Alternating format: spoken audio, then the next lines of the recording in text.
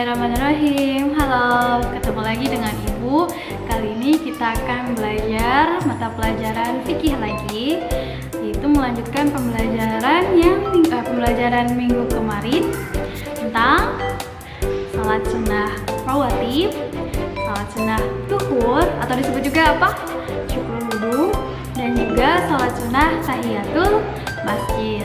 Nah, sedangkan kali ini kita akan melanjutkan pembelajaran masih tentang sholat sunnah, yaitu kita akan belajar sholat duha.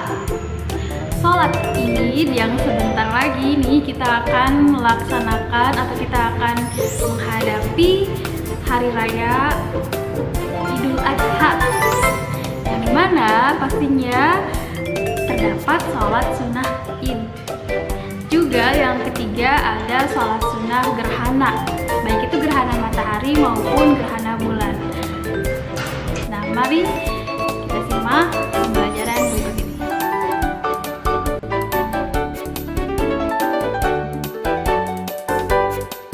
Yang pertama adalah sholat duha, yang biasa kalian lakukan sebelum melaksanakan pembelajaran, yaitu kapan pelaksanaannya? Pada pagi hari. Nah, biasanya Rasulullah Shallallahu Alaihi Wasallam biasa mengerjakan sholat duha ketika beliau pulang dari suatu perjalanan. Meskipun Rasulullah Shallallahu Alaihi Wasallam tidak mengerjakan sholat duha setiap hari, akan tetapi istri beliau yaitu Aisyah radhiyallahu anha selalu mengerjakan sholat duha setiap hari. Sholat duha dikerjakan sebanyak 2 rakaat, 4 rakaat, dan 8 rakaat. Sedangkan Rasulullah Shallallahu Alaihi Wasallam biasa melaksanakan sholat duha 4 rakaat dan 8 rakaat, sebagaimana hadis berikut ini.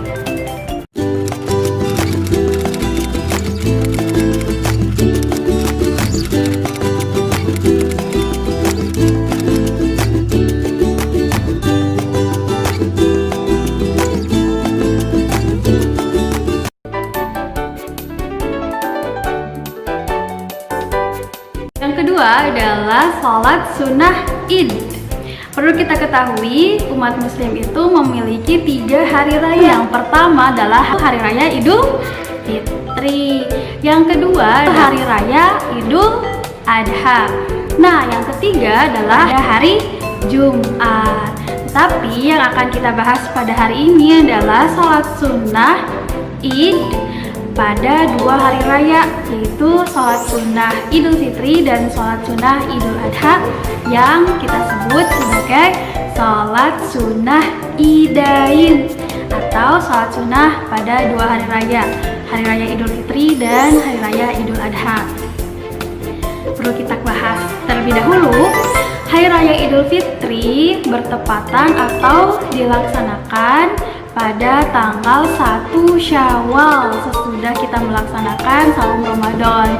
Sedangkan hari raya Idul Adha terjadi atau bertepatan dengan tanggal 10 Zulhijjah. Nah, Ibu mau ngasih tahu nih, karena berhubung kita akan melaksanakan hari raya Idul Adha sebentar lagi.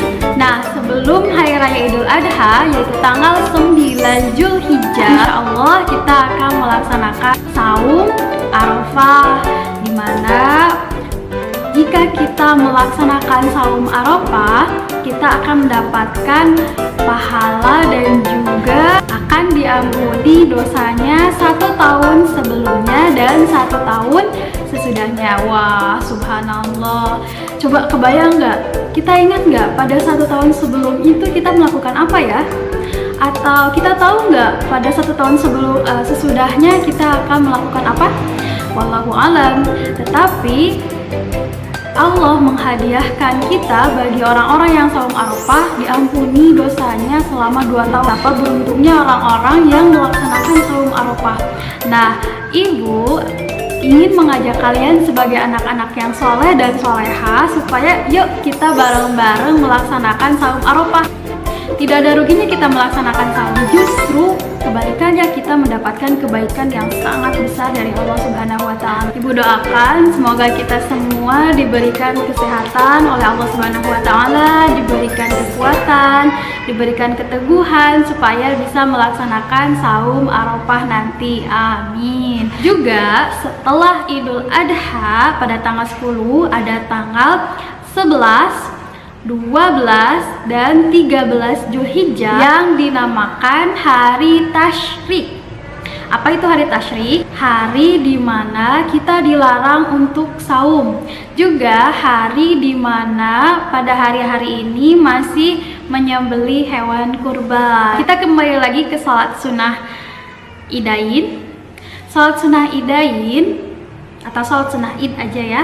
Salat sunnah Id lebih baik dikerjakan di lapangan atau di tempat terbuka. Kenapa? Karena Rasulullah Shallallahu Alaihi Wasallam sendiri bersama para sahabat selalu melakukan sholat sunnah Id di lapangan atau di tempat terbuka. Dan sholat sunnah Idain atau sholat sunnah Id ini dilakukan sebanyak 2 rakaat dengan kekhasan pada jumlah takbirnya, di mana pada rakaat pertama 7 kali takbir, sedangkan pada rakaat kedua 5 kali takbir. Nah, salat Id ini dikerjakan secara berjamaah atau bersama-sama dengan bacaan yang dipimpin oleh imam. Untuk lebih jelasnya, mari kita lihat praktek salat Id berikut ini.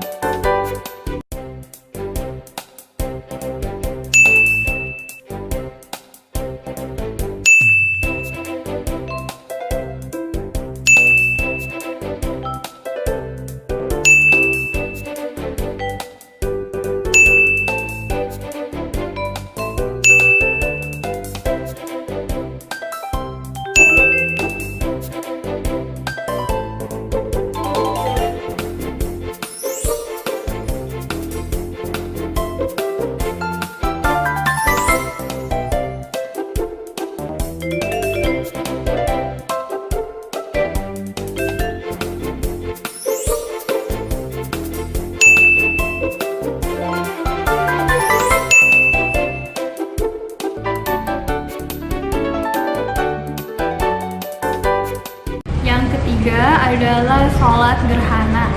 Sholat gerhana terdiri dari 2, yaitu sholat gerhana matahari atau disebut juga dengan sholat sunnah khusuf, dan sholat gerhana bulan atau disebut juga dengan sholat sunnah khusuf.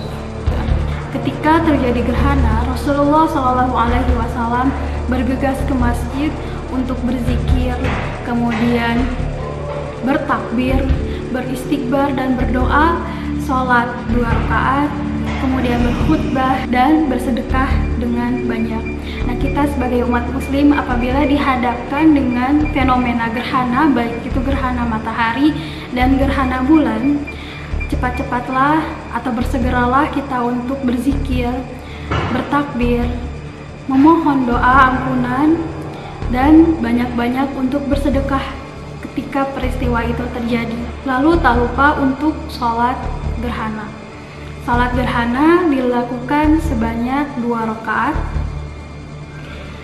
yang di masing-masing rakaatnya 2 kali ruku, 2 kali i'tidal, 2 kali membaca Al-Fatihah dan membaca surat-surat pendek. Bagaimana tata cara pelaksanaannya? Yang pertama, takbiratul ihram. Yang kedua, membaca doa iftitah, surat Al-Fatihah dan surat-surat Al-Quran. Yang ketiga, ruku, lalu bangkit dari ruku, posisi tangan kembali dalam keadaan bersedekap, membaca Al-Fatihah lagi, membaca surah dalam Al-Quran, ruku kembali, kemudian bangkit dari ruku, sujud, duduk di antara 2 sujud, sujud lagi, lalu bangkit untuk ke rakaat yang kedua, lalu mengulangi seperti yang tadi.